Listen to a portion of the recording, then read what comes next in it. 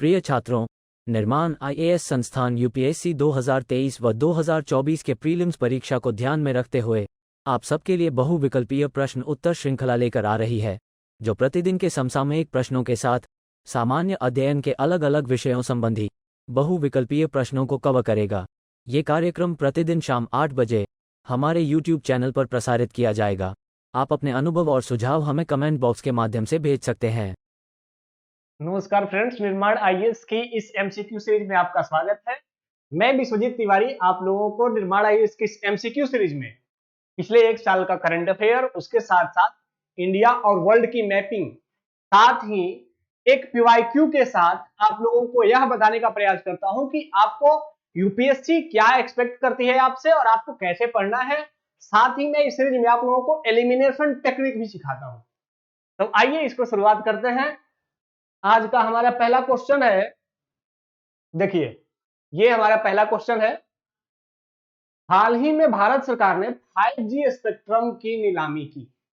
ये हम सभी जानते हैं कि हमारे यहाँ 5G स्पेक्ट्रम की नीलामी हो चुकी थी पिछले साल में, और अभी 5G स्पेक्ट्रम कुछ प्रमुख शहरों में लॉन्च भी हो गया है। 5G स्पेक्ट्रम के बारे में निम्नलिखित कथनों पर विचार करें। अब पहला ऑप्शन कह रहा है कि लो बैंड स्पेक्ट्रम जैसे 700 मेगाहर्ट्ज व्यापक कवरेज के लिए अधिक अनुकूल है। अब कह रहा है कि लो बैंड स्पेक्ट्रम अगर है तो वो 700 मेगाहर्ट्ज पर बड़ा व्यापक कवरेज देगा, एक स्टेटमेंट ये है।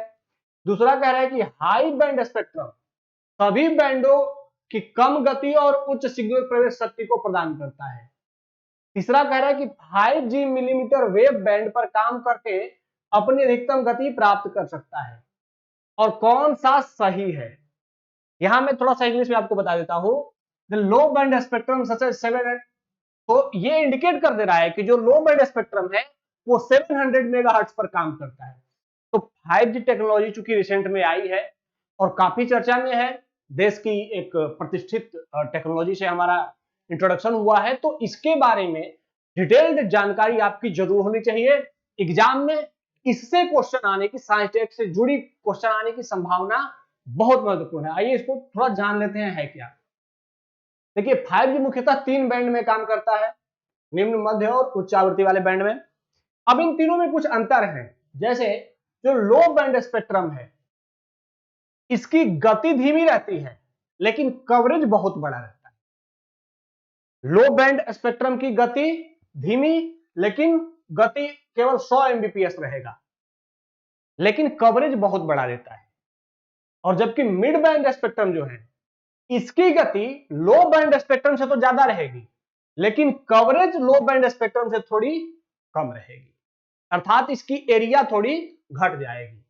जैसे अगर आपको कभी 5G टावर के आसपास होंगे आप, तो टावर के नजदीक जब आप जितने नजदीक जाएंगे आपकी 5G की स्पीड बढ़ती चली जाएगी, लेकिन टावर से जितना दूर चलते जाएंगे आपकी इंटरनेट की स्पीड उतनी घटती चली जाएगी।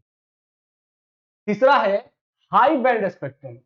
अब ये हाई बैंड स्पेक्ट्रम क्या है कि यहां जहां भी ये हाई बैंड स्पेक्ट्रम दिया गया है वहां पर इंटरनेट की स्पीड बहुत हाई होगी, लेकिन ये हाई बैंड स्पेक्ट्रम का कवरेज बहुत छोटा होगा, अर्थात छोटे क्षेत्र में बहुत हाई स्पीड इंटरनेट ये प्रोवाइड करेगा, लेकिन यह बहुत बड़े क्षेत्र में अगर आप चाहें कि इसका फायदा उठा ले तो यह संभव नहीं है अभी वर्तमान में। ठीक है, तो इस आधार पर आइए अब हम इस प्रश्न को देखते हैं। अब यहां पर देखिए, अगर सपोज करो आपको यह पता नहीं हो कि लो बैंड स्पेक्ट्रम जैसे ये 700 मेगाहर्ट्ज में काम करता है कि नहीं करता है, करने के लिए अधिक अनुकूल है, अधिक अनुकूल है, अर्थात ये हार्डकोर सेंटेंस नहीं है, ये संभावित सेंटेंस है। दूसरा लेकिन कह रहा है कि हाई बैंड स्पेक्ट्रम सभी बैंडों की कम गति और उच्च सिग्नल प्रवेश शक्ति को प्रदान करता है। अब हाई बैंड स्पेक्ट्रम क्या था? हाई बैंड स्पेक्ट्रम कह रहा है कि कम गति देता है, ये तो स्टेटमेंट गलत हो गया ना। हाई बैंड स्पेक्ट्रम क्या करता है? बहुत फास्ट गति देता है, तो ये कह रहा है कम गति देता है, तो ये एक निश्चित स्टेटमेंट है। सेकंड गलत हुआ, जैसे ही सेकंड गलत हुआ हमारे ये दोनों गायब हो गए, इसका मतलब पहला तो डेफिनेटली सही हो गया क्योंकि पहला दोनों ऑप्शन में है। अब हमें तीसरा को सही सोचना है। 5G मिलीमीटर वेव बैंड पर काम करके अपनी अधिकतम गति प्राप्त करता है। अभी 5G मिलीमीटर का मतलब है कि 5G स्पीड में अगर आप 5G मिलीमीटर पर गति करेंगे तो उसकी मैक्सिमम स्पीड होती है। इसीलिए कह रहा हूं कि अगर टेक्नोलॉजी से जुड़ी हुई कोई जानकारी आप रिसेंट टेक्नोलॉजी है तो उसके बारे में डेप्थ जानकारी आपको होनी चाहिए। तो इस आधार पर ये ऑप्शन भी सही है, तो ये आपका आंसर हो जाएगा बी। आइए अगले क्वेश्चन की ओर चलते हैं। देखिए ये चैंडलर कहीं लिखा रहता है, कहीं चैंडलर लिखा रहता है, तो उसको लेकर कंफ्यूज नहीं होना है। हाल ही में खबरों में रहा चैंडलर वॉयल प्रायः संबंधित है। अब चैंडलर वॉयल क्या है भाई? तो देखिए जब यहां पे ये सन है, ठीक है, और ये अर्थ है जो कि इस ऑर्बिट में यहां पर चक्कर लगा रही है। कभी कभी क्या होता है कि अर्थ अपने इस ऑर्बिट से थोड़ा सा मूव कर जाती है, मतलब थोड़ा सा बैंड कर जाती है। तो यही जो थोड़ा बैंड होता है, कभी कभी ऐसा होता है, दशकों में एक बार या फिर शताब्दियों में एक बार होता है ऐसा। तो लेकिन ये जो मूवमेंट हो जाता है इसी को क्या कहते हैं? चैंडलर बॉयल कहते हैं। जिसे ये ध्यान रखना है कि ये अमेरिकी खगोल वैज्ञानिक है, ये चैंडलर, इन्होंने ही सबसे पहली बार इसके बारे में जानकारी दी थी, इसीलिए इस परिघटना को चैंडलर बॉयल कहा गया। तो यह किससे संबंधित है? तो ये कह रहा है कि किससे संबंधित है? तो पृथ्वी के घूर्णन से संबंधित है, अर्थ के रोटेशन से संबंधित है। जब अर्थ का रोटेशन सूर्य के सापेक्ष थोड़ा मूव हो जाता है तो चैंडलर बॉयल हो गया। तो ये पिछले साल चर्चा में था, तो इसीलिए आप भी इस प्रश्न को उम्मीद कर सकते हैं कि आएगा। लेकिन एक सलाह है कि अगर कोई ऐसा वन लिनियर या वन लाइनर प्रश्न आ जाए तो ऐसे में आप थोड़ा सावधानी रखें। अगर उसके बारे में सटीक जानकारी नहीं हो तो ऐसे प्रश्नों को यूपीएससी के एग्जाम में आप लोग अवॉइड करने का प्रयास करेंगे, ठीक है। आइए अगले क्वेश्चन की ओर चलते हैं। अब देखिए, हाल ही में US house speaker Nancy Pelosi ने ताइवान का दौरा किया। अब ये पिछले साल का काफी हॉट न्यूज रहा है। ताइवान गई थी नैन्सी पेलोसी और चाइना ने फिर काफी एग्रेशन दिखाया था, अमेरिका ने भी काफी एग्रेशन दिखाया था। लग रहा था कि चाइना ताइवान का फिर युद्ध हो जाएगा। तो कह रहा है कि ताइवान के बारे में निम्नलिखित कथनों पर विचार करें। ताइवान अब इंपॉर्टेंट है, तो ताइवान को आपको मैपिंग की दृष्टि से भी इंपॉर्टेंट हो गया, चर्चा में रहा है तो, और ताइवान पर क्वेश्चन भी पूछा जा सकता है, तो आप मैपिंग भी तैयार कर लेंगे, ये आपका होमवर्क रहा। प्रश्न है कि चीन में गृह युद्ध के बाद कुओमिंतांग ने खुद को ताइवान में स्थापित कर लिया, जबकि कम्युनिस्ट पार्टी ने बीजिंग पर नियंत्रण कर लिया। अब ये एक ताइवान के बारे में इंफॉर्मेशन है। दूसरा है कि भारत ताइवान को एक संप्रभु देश के रूप में मान्यता देता है। तीसरा, ताइवान के मुख्य द्वीप को पहले फॉर्मोसा के नाम से जाना जाता था। अब यहां पर कह रहा है कि कौन सा सही है। प्रश्न बनाते समय हमने ये ध्यान रखा है कि आप अगर स्मार्ट हो तो, और अगर ताइवान के बारे में आपको कम जानकारी हो तब भी आप इसको एलिमिनेट कर सको। अगर स्मार्ट हो तो आपको करंट अफेयर से अपडेट, अपने आप को अपडेट रखा है तो। देखिए इस प्रश्न में सेकंड ऑप्शन पे देखिए, भारत ताइवान को एक संप्रभु देश के रूप में मान्यता देता है, जबकि चाइनीज पॉलिसी क्या है? चाइना की वन चाइना पॉलिसी है। अर्थात इसका मतलब है कि जो देश चाइना के साथ राजनयिक संबंध रखना चाहता है उसे सिर्फ मुख्य भूमि चाइना के साथ ही राजनीतिक संबंध रखना होगा। अगर वो ताइवान को मान्यता देगा तो मुख्य भूमि चाइना का जो देश है वह उसके साथ अपना राजनीतिक संबंध समाप्त कर लेगा। तो भारत मुख्य चाइना, जो मुख्य भूमि चाइना है, उसके साथ अपना राजनीतिक संबंध रखे हुए है। भारत का दूतावास वहां पर है, उसका दूतावास भारत में है। तो ताइवान को भारत मान्यता नहीं देता है। अब यहां पर जैसे ही आपने ऑप्शन नंबर 2 काटा, ये तो बहुत आसान सा ऑप्शन था, तो देखिए कौन कौन ऑप्शन गायब हो गए और सीधे इंफॉर्मेशन निकल गया सी। अब आपको चीन के गृह युद्ध के बारे में जानकारी हो नहीं हो, इससे प्रश्न पर कोई इफेक्ट नहीं पड़ा। एक सिंपल से स्टेटमेंट ने आपको आंसर दे दिया, लेकिन इसको जान लेना जरूरी है। देखिए ताइवान का पुराना नाम फॉर्मोसा द्वीप था और 1542 में बेसिकली हम जानते हैं कि जो पुर्तगाली होते थे मध्यकाल में, मध्यकाल के अंतिम दौर में, तो ये पुर्तगाली बड़े साहसी नाविक होते थे। ये पूरी दुनिया में खोज करने निकलते थे। तो उसी में से पुर्तगालियों ने जब पहली बार चाइना के आसपास इस द्वीप को 1542 में खोजा था। तो उन्होंने इसे इल्हा फार्मोसा, ये पुर्तगाली शब्द है, इसका मतलब होता है सुंदर द्वीप, इल्हा फार्मोसा कहा और इसी के आधार पर उन्हीं के इस नामकरण से उस द्वीप का नाम पड़ गया फार्मोसा द्वीप। ठीक है, जो वर्तमान में हम ताइवान जिसे समझते हैं उसका एक उपनाम फार्मोसा द्वीप भी है। वो आइलैंड फार्मोसा द्वीप है, कंट्री अपने आप को ताइवान कहता है। भारत औपचारिक रूप से ताइवान को मान्यता नहीं देता है। हाँ, हालांकि हमारे साथ ताइवान के संबंध अच्छे हैं, लेकिन हमने ताइवान को मान्यता नहीं दिया है। दोनों सरकारें प्रतिनिधि स्तर पर आपस में बातचीत करती हैं। अब यहां चीनी गृह युद्ध के बारे में बताया गया है कि चीन में गृह युद्ध चला और 1927 से 1949 तक चला। 1949 में चीन की कम्युनिस्ट पार्टी ने, जो कि माओ से तुंग के नेतृत्व में थी, उनकी विजय हुई और उसके बाद उनका मुख्य भूमि चीन पर कब्जा हो गया।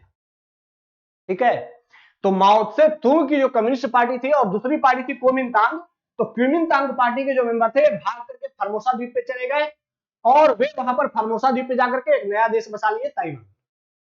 हालांकि उन्होंने स्वयं को उस समय, और आपको यह भी जानकारी होनी चाहिए कि प्रारंभ में जो चीन के नाम पे वीटो पावर मिला हुआ था, वो वीटो पावर शुरू में उन्हीं को मिला हुआ था जो ताइवान पे जाकर के बसे हुए थे। बाद में फिर चाइना, मुख्य भूमि चाइना को मिला। ठीक है, तो इस तरीके से गृह युद्ध में साम्यवादी ताकतों की जीत हुई और उसी के साथ चीन में साम्यवादी शासन प्रारंभ हो गया। अगले क्वेश्चन पे आइए। अब देखिए, ये पोंजी स्कीम है। ये स्कीम अक्सर जो इकोनॉमिक फ्रॉड होते हैं उनको लेकर के ऐसे ऐसे फ्रॉड काफी चर्चा में रहते हैं और ये पोंजी स्कीम लगातार चर्चा में रहती है। आप लोगों ने बहुत सारे घोटालों का, जैसे शारदा चिटफंड घोटाला का नाम सुना होगा जो वेस्ट बंगाल में हुआ था। तो बहुत बड़े बड़े घोटाले हुए हैं ऐसे पोंजी स्कीम के नाम पे। अब कह रहा है कि पोंजी स्कीम के बारे में निम्नलिखित में से कौन सा कथन सत्य है। अब ये कह रहा है कि यह धोखाधड़ी का एक रूप है जो निवेशकों को लुभाता है और नए निवेशकों के धन को पहले निवेशकों को लाभ देता है। अब ये इकोनॉमी का क्वेश्चन है, पूछा जा सकता है आपसे और संभावित भी है। ऐसे ही सेम क्वेश्चन यूपीएससी पूछ चुका है। सेकंड ऑप्शन कह रहा है कि 2019 में बंगाल सरकार द्वारा शुरू की गई यह एक चिटफंड योजना है। बेसिकली चिटफंड घोटाला ही था, शारदा घोटाला जो कि बंगाल में हुआ था। तीसरा कह रहे हैं देश के पशुधन में बीमारी। खैर चलिए, इसको तो ऐसे ही काट दीजिए। पूंजी योजना लिखा हुआ है तो पशुधन में बीमारी के लिए केंद्रीय क्षेत्र की योजना का कोई मतलब नहीं है। भारतीय सेना द्वारा भारत में आतंकवाद को खत्म करने के लिए, तो ये दोनों ऑप्शन तो आप आसानी से समझदारी से एलिमिनेट कर सकते थे, बहुत टफ नहीं था। बेसिकली पोंजी स्कीम होता क्या है, एक फ्रॉड स्कीम होता है जिसमें एक पिरामिड होती है। इस पिरामिड के ऊपर एक व्यक्ति बैठा हुआ होता है और उसके नीचे ऐसे ही पिरामिड बनते चले जाते हैं। ठीक है, और इन पिरामिडों के मतलब जो नीचे वाला व्यक्ति है वह इस ग्रुप में ज्वाइन होने के लिए कुछ पैसा देता है और यह पैसा, यहां से जो पैसा आया इसके पास, यहां से जो पैसा आया इसके पास, इन पैसे से कुछ पैसा इसके पास छोड़ दिया जाएगा, फिर शेष पैसा ऊपर वाले को भेज दिया जाएगा, फिर यहां से भी पैसा ऊपर वाले को भेज दिया जाएगा। मतलब कि यह स्कीम, आप लोगों ने भी बहुत सारी जगह पे ऐसे स्कीम देखे होंगे कि लोग कहते हैं कि आइए मैं आप लोगों को 1 साल में ही करोड़पति बना दूंगा, हम सभी आइए हमारे सदस्य बने। सदस्य बनकर के 5,000, 10,000, 2,000 में मेंबरशिप लें, आपको सिर्फ 2 मेंबर बनाने हैं, 3 मेंबर बनाने हैं, आइए हम सभी करोड़पति बनते हैं। होता क्या है, बेसिकली जब अच्छा खासा अमाउंट इनके पास इकट्ठा हो जाता है तो ये 3-4 लोग ग्रुप बना लेते हैं और फिर जब खूब पैसा आता है तो फिर ये भाग जाते हैं। तो बेसिकली पोंजी स्कीम क्या है, धोखाधड़ी का एक रूप है जो निवेशकों को लुभाता है और नए निवेशकों के धन से पुराने निवेशकों को लाभ पहुंचाता है। मतलब कोई काम धाम नहीं करते हैं ये, जो नए लोग मेंबर जुड़ते हैं उन्हीं का पैसा लेकर के ऊपर वाले और उसका फायदा उठाते हैं। ठीक है, तो पोंजी स्कीम में पता चल गया। और इस प्रकार को रोकने के लिए सरकार ने एक अनियमित जमा योजना अधिनियम 2019 को इंट्रोड्यूस किया है। आइए, अब ये मैंने यूपीएससी के एक पीवाईक्यू लिया है कि ऐसे क्वेश्चन यूपीएससी पूछता है, आपके पास अगर जानकारी है तो ठीक, नहीं है तो कैसे एलिमिनेट करें। ये बेसिकली आपको दिख रहा है 2022 के यूपीएससी प्रीलिम्स से पूछा गया क्वेश्चन है। कह रहा है कि बैंक बोर्ड ब्यूरो के संदर्भ में कौन सा कथन सही है। कुछ हैबिट जो आपको डेवलप करने हैं, जैसे ही सही और गलत देखिए उसको घेर लें अपने कॉपी पे। आरबीआई का गवर्नर बैंक बोर्ड ब्यूरो का चेयरमैन होता है, ये पहला स्टेटमेंट है। दूसरा, बैंक बोर्ड ब्यूरो सार्वजनिक क्षेत्र बैंकों के अध्यक्षों के चयन के लिए संस्तुति करता है, रिकमेंडेशन करता है। बैंक बोर्ड ब्यूरो सार्वजनिक क्षेत्र के बैंकों को कार्य नीतियों और पूंजीवर्धन योजनाओं को विकसित करने में मदद करता है। कहता है कि पब्लिक सेक्टर बैंक को स्ट्रेटेजी डेवलप करने में और कैपिटल रेजिंग प्लान में मदद करता है। तो बैंक बोर्ड ब्यूरो बैंक से ही जुड़ी हुई है, बैंक का बड़ा बोर्ड है, तो सरकारी बैंकों को, पब्लिक बैंकों को हेल्प तो करेगा ही करेगा। तो ये स्टेटमेंट तो डेफिनेटली एक सकारात्मक स्टेटमेंट है, इसमें कुछ भी बुरा नहीं है, ये तो सही होना ही है। अब ये कहता है कि आरबीआई का गवर्नर बैंक बोर्ड ब्यूरो का चेयरमैन होता है।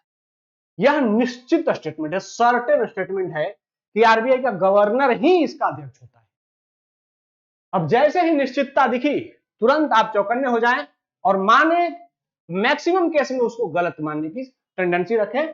तो यहां पर निश्चित स्टेटमेंट दिखा तो यहां गलत होने की संभावना है कि आरबीआई का गवर्नर ही क्यों, कोई और भी हो सकता है।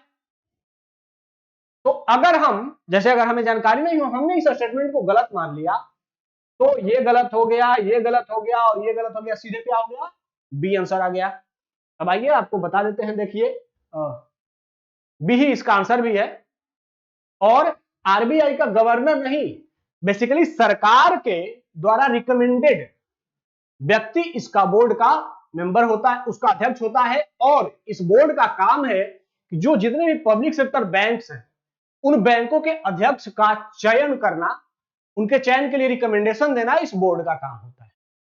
ये बैंकों को उनके कार्य प्रणाली या फिर उनके कार्य में अगर कोई समस्याएं आ रही हैं, इनके जैसे मुद्दे होते हैं, तो उस पर सलाह और सुझाव भी देता है।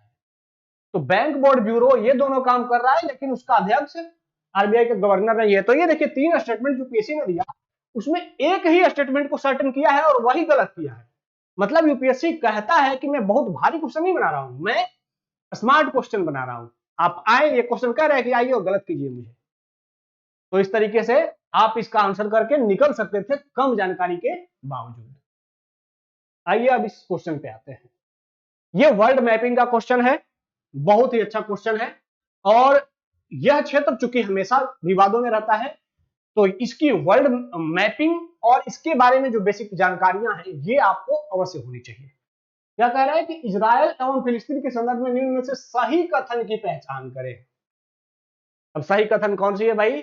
तो कह रहा है कि वेस्ट बैंक इजराइल के पश्चिमी भाग में भूमध्य सागर से सीमा बनाता हुआ फिलिस्तीनी भाग है। अब कह रहा है कि वेस्ट बैंक है।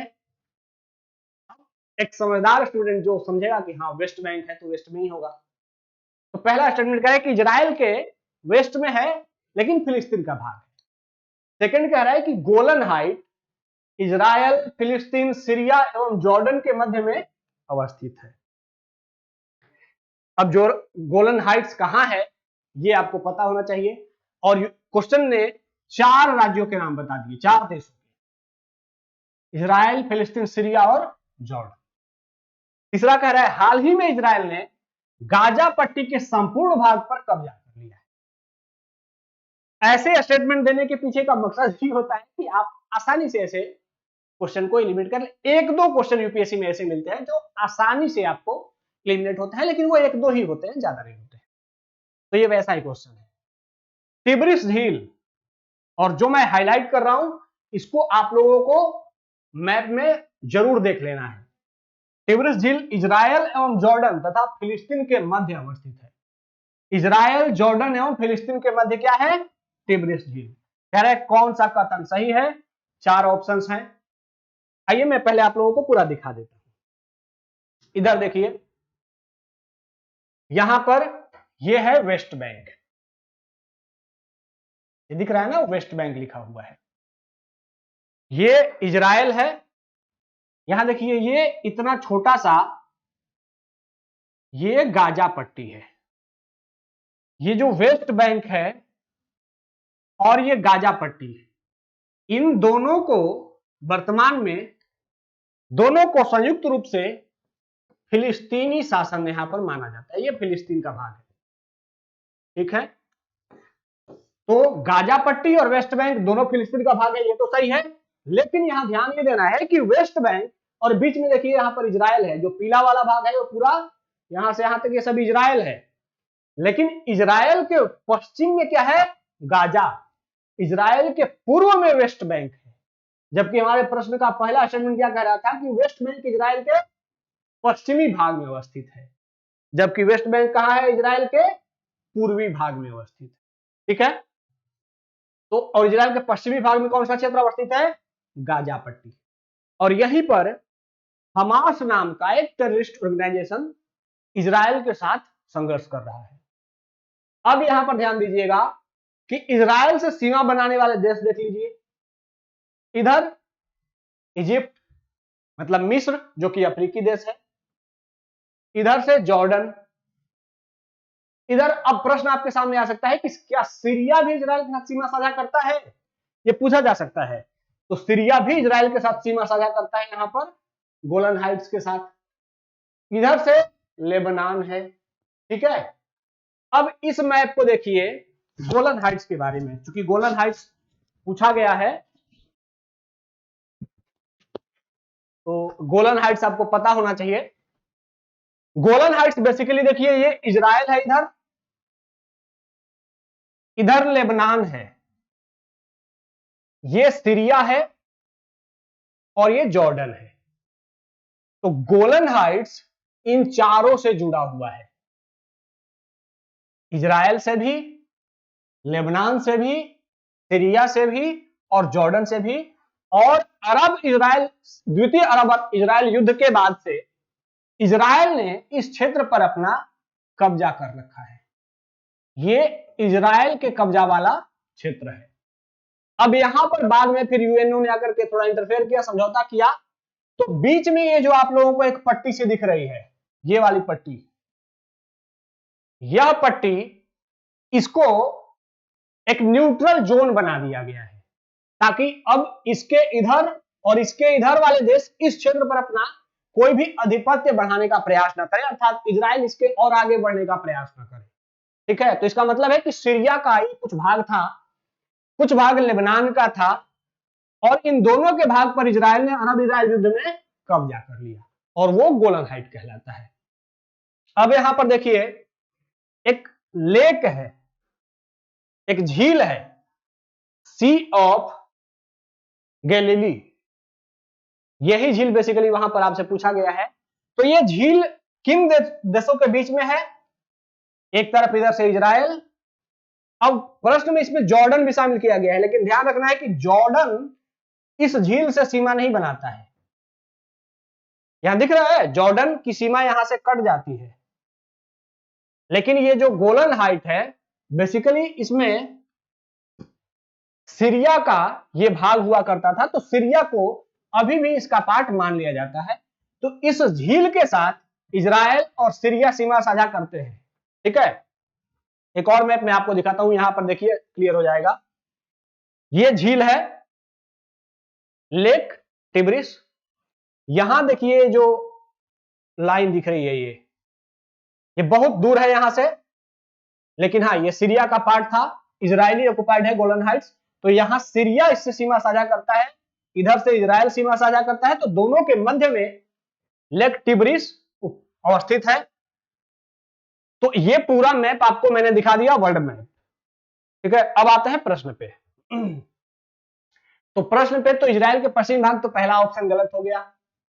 कह रहा है कि गोलन हाइट्स इजराइल, फिलिस्तीन, सीरिया और जॉर्डन के मध्य में अवस्थित है। इजराइल, फिलिस्तीन, सीरिया और जॉर्डन।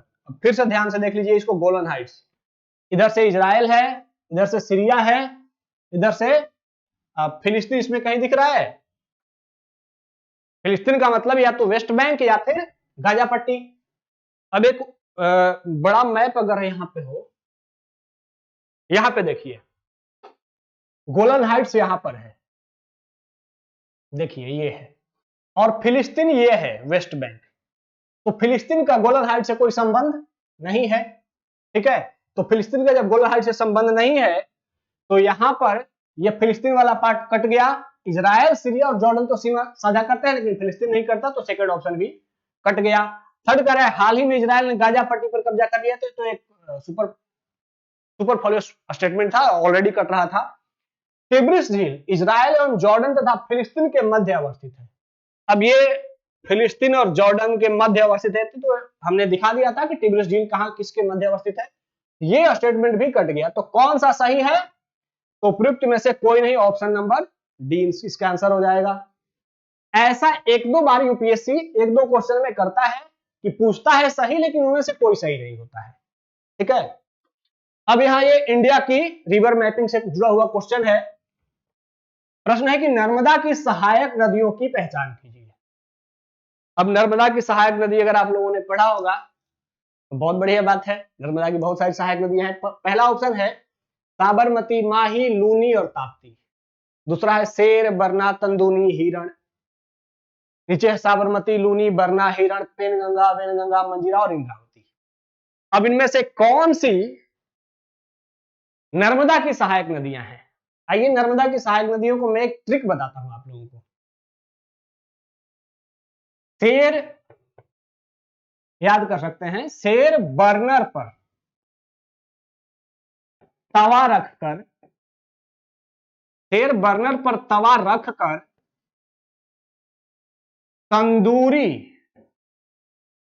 तंदूरी हिरण बना रहा था।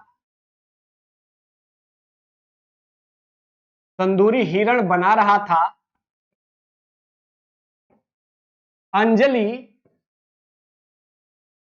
अंजलि मचक कर या मचक कर कुंडी लगा रही थी। कुंडी लगा रही थी। अब यहां पर ध्यान दीजिएगा, ये शेर बर्नर पर तवा रखकर, बर्नर तो आप लोगों को पता ही, बर्नर पे तवा रख करके कुछ खाना बनाया जाता है। तो शेर बना रहा था, तो शेर क्या बनाएगा? तंदूरी चिकन थोड़े बनाएगा, तंदूरी हिरण बनाएगा, उसे हिरण खाना है, ठीक है। तो शेर बर्नर पर तवा रखकर तंदूरी हिरण बना रहा था और अंजलि थी जिसको उसको भी खाना था, तो अंजलि मचक कर कुंडी लगा रही थी। कुंडी लगा रही थी कि भाई और कोई बाहर से नया आ जाए, ठीक है। अब इसमें कौन कौन सी नदियां हैं वो मैं बता देना चाहता हूं। देख लीजिए, इनमें से एक है शेर नदी, दूसरा जो बर्नर है वो बेसिकली बरना नदी है, तीसरी तवा नदी है, चौथी तंदूरी जो लिखा है इसको आप लोग तंदूनी समझ लीजिएगा।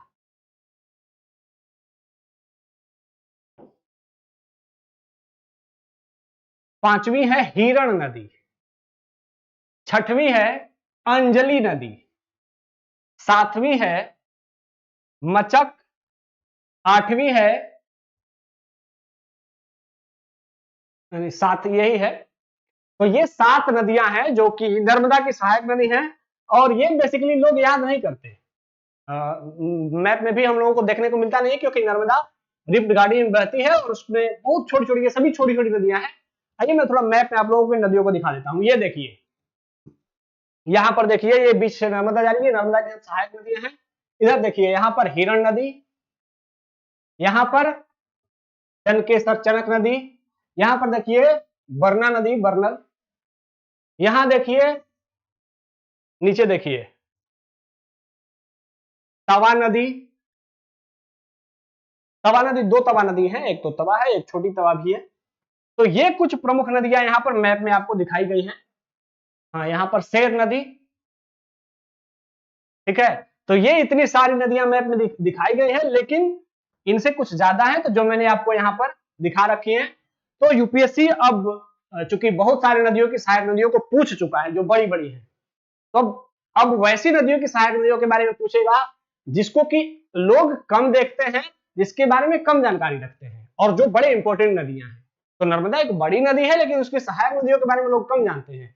तो आपको लेकिन अपडेट रहना है इन नदियों के नाम के साथ कि ये नर्मदा की सहायक नदी है। तो फिर आप आने वाले प्रीवियस एग्जाम्स में, आने वाले एग्जाम्स में आप बाकियों की तुलना में एक कदम आगे जरूर रहेंगे। ठीक है, तो इस तरीके से हमने आज के इस एमसीक्यू सीरीज को समाप्त किया। और निर्माण आईएएस की जो प्रीलिम्स की बैच शुरू हो रही है, उसमें आप लोग चूंकि बहुत ही डेडिकेटेड रूप से उसको कराया जा रहा है, वेल रिसर्च के साथ कराया जा रहा है, और केडी सर बहुत मेहनत कर रहे हैं इस पे, पर्सनली बहुत मेहनत कर रहे हैं, तो आप लोग उससे जुड़े, उसका लाभ उठाएं, और संभावित क्वेश्चन जो कि आने वाले हैं, आप उम्मीद करेंगे कि आपको पढ़ने से बहुत फायदा हुआ है, तो हमारे इस प्लान से जुड़े। हमसे जुड़ने के लिए धन्यवाद। जय हिंद।